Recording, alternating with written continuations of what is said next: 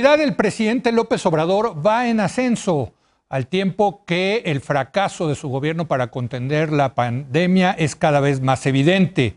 De acuerdo a la encuesta de Buendía y Laredo, la popularidad de López Obrador subió 5 puntos en un trimestre para alcanzar el 64%. 64% de los mexicanos dice que está de acuerdo o que aprueba la manera en que está gobernando López Obrador.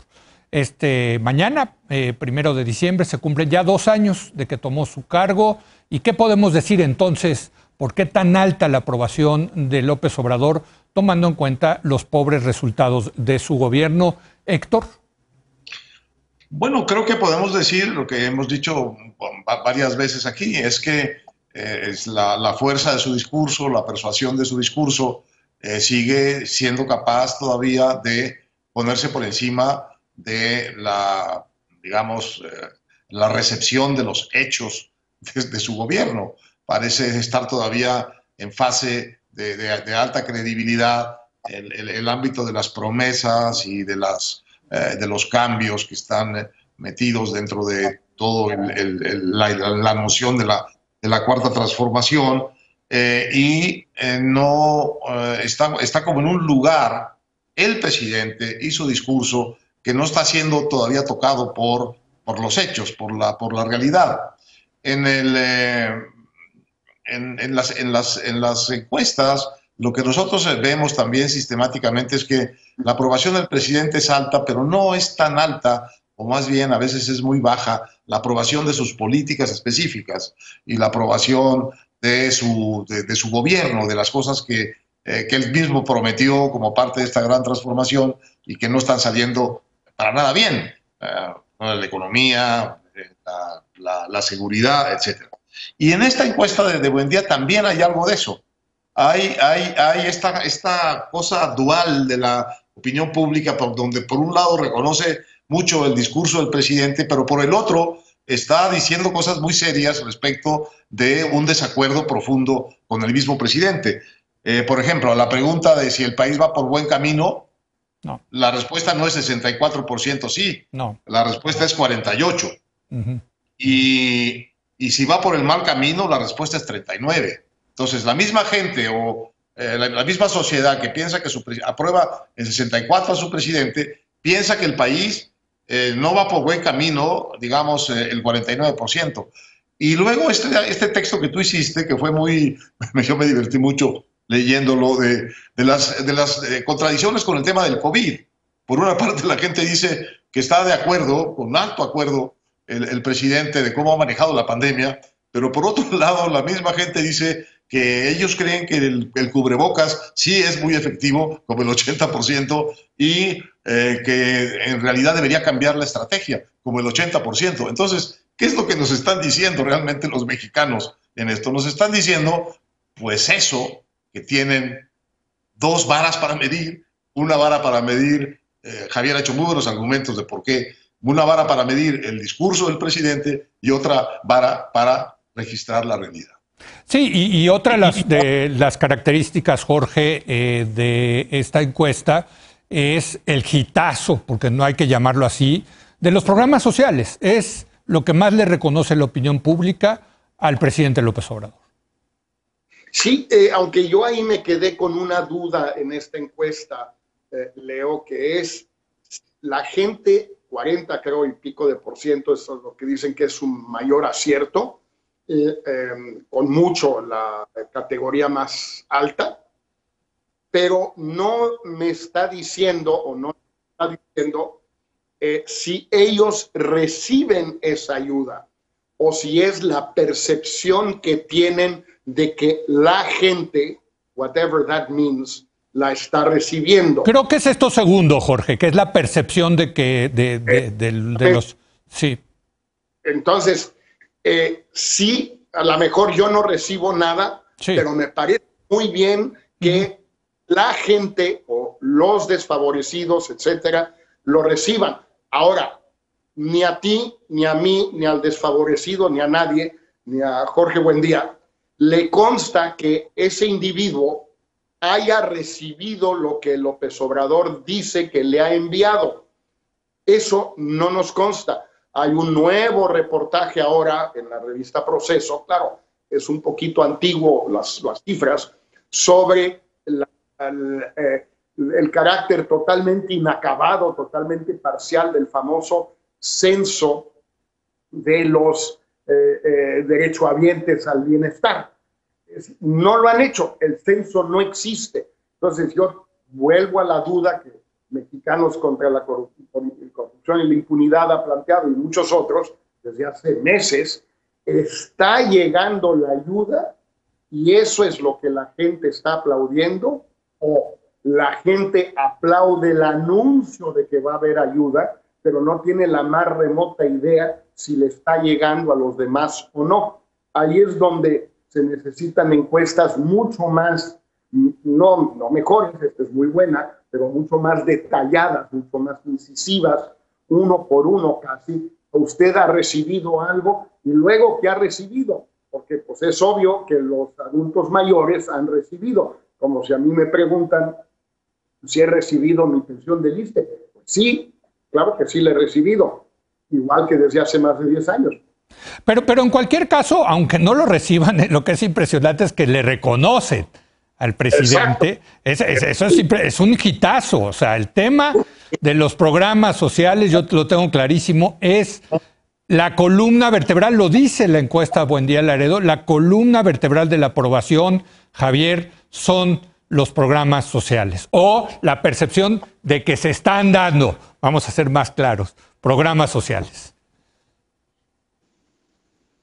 Esa interpretación, porque creo que la lectura correcta es lo que está reflejando esto, es la idea de un gobierno que otorga dignidad y que moralmente está siguiendo el camino correcto, independientemente de los resultados.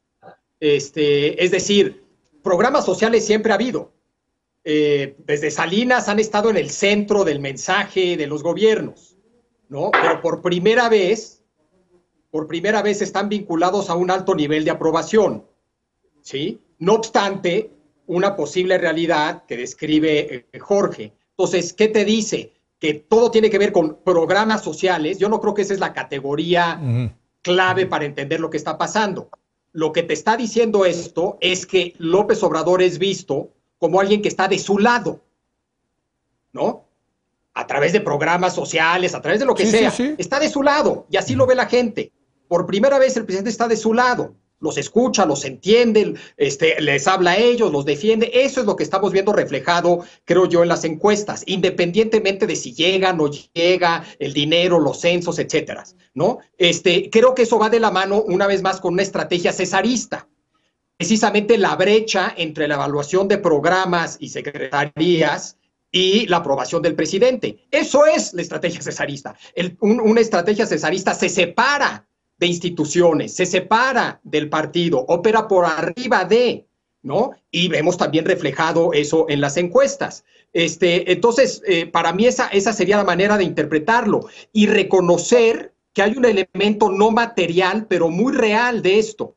Es decir, pareciera que hay una premisa de la oposición, vamos a llamarla, de que tarde o temprano la realidad lo va a alcanzar. Pero su descripción de la realidad es meramente material. Llegan o no llegan los recursos. Hay una parte de la realidad que no tiene que ver con lo material y que es igual de importante. Y lo vimos en Estados Unidos. No digo que dura para siempre, etcétera. Me acuerdo, Leo, que en 2018 tú argumentaste, que leíste un artículo, que un presidente con ese boom económico debió haber arrasado en las elecciones intermedias y no, le fue mal y le fue bien a los demócratas. Ahora al revés.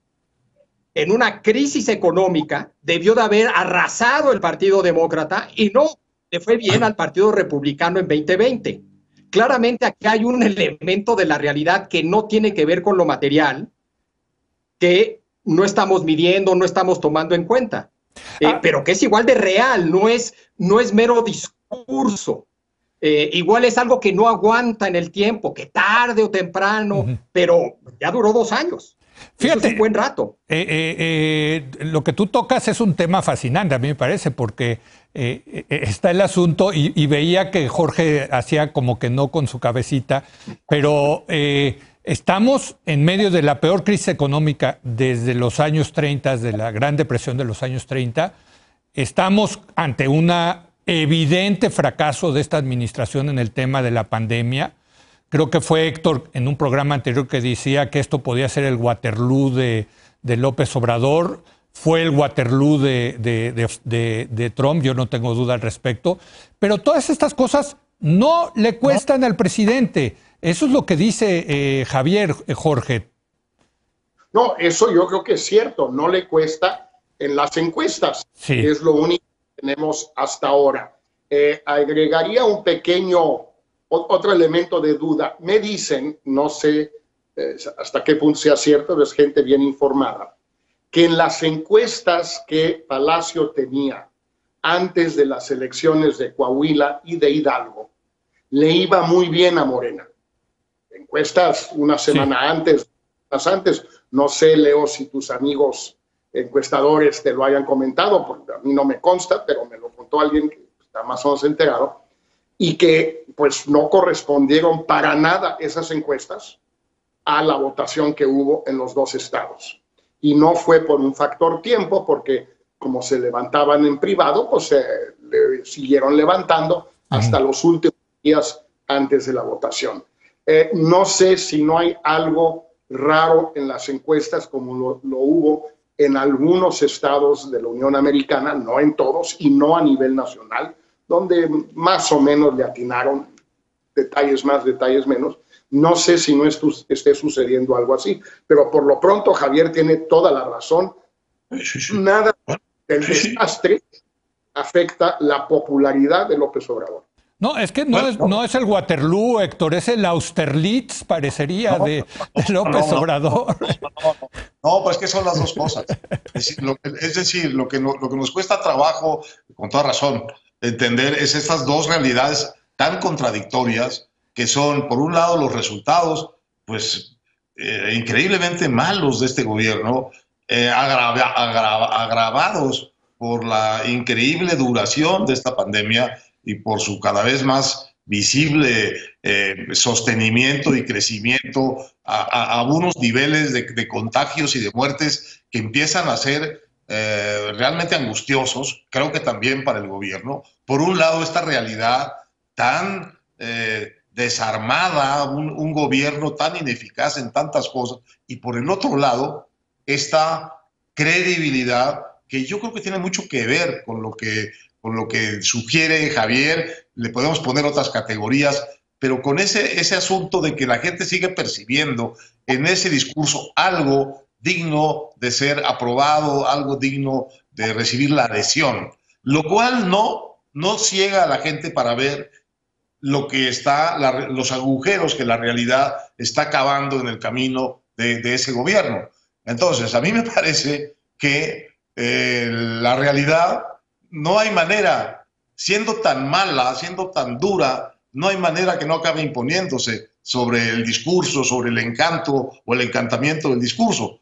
Y sostengo la idea de que este puede ser el Waterloo, solo que es un Waterloo que va a venir mezclado de muchas cosas. Ustedes recuerden que después de Waterloo, todavía Napoleón pudo regresar como un héroe a conquistar otra vez su espacio en el corazón de los franceses y de Europa. De manera que el Waterloo no excluye que la esquizofrenia de la sociedad mexicana, dándole su credibilidad a un presidente que le da tan malos resultados. Me parece que en algún momento del camino esto tiene que cerrarse y volverse algo más parecido entre sí. Un último comentario sobre esto, Javier. Voy a hablar de Trump. No fue el Waterloo de Trump, Leo. ¿El COVID-19? Sí, no, cómo no. Yo creo que sin COVID ganó más votos que hace 4 años. Sí. Después de 4 años descritos por muchos como desastrosos, después de un año desastroso tanto en el manejo de la pandemia como en el manejo de la economía. La economía iba bien. Sigue Trump. Yo no veo a Donald Trump en una isla remota derrotado. Al contrario, yo creo que si quiere estar presente, seguirá presente. y más el trumpismo, como siguió presente el bonapartismo, independientemente de Waterloo. Yo creo que el contexto es un contexto que permite precisamente que esas figuras sigan teniendo un alto nivel de aprobación, no obstante la realidad. Pero perdió, y perdió yo creo por el COVID. Sin COVID-19 yo sí creo, es un contrafactual, se hubiera reelegido Donald Trump. Sí, hay totalmente de acuerdo. En Nueva York hay una isla al ladito de Rikers. Se llama Rikers Island. Al reclusorio, que es donde entonces abierto desde islas, porque ahí hay uno. Mejor dejemos las islas para otra cosa. Bueno, déjenme, tengo que hacer una última pausa y regresamos con el breve comentario COVID-19. Como le dijimos, a partir de la semana pasada, cada programa vamos a estar hablando de que es sin duda el principal problema de México. Regresamos.